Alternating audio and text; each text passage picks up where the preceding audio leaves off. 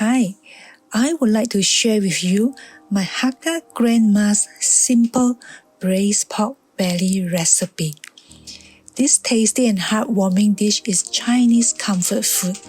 There are little variants in different dialect groups, for example Hokkien, Teochew or even Peranakan.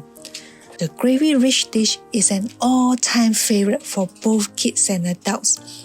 I would always have 2 bowls of rice whenever my grandma cooked this. Imagine you spoon the meat over hot steamy rice, drizzle over with its sauce. Yum! It is also good to go with porridge or mantou. Not to forget the delicious sides like smooth tofu and hard-boiled eggs. For balance, just prepare a plate of blanch lettuce. There, you have a complete meal with easy budget.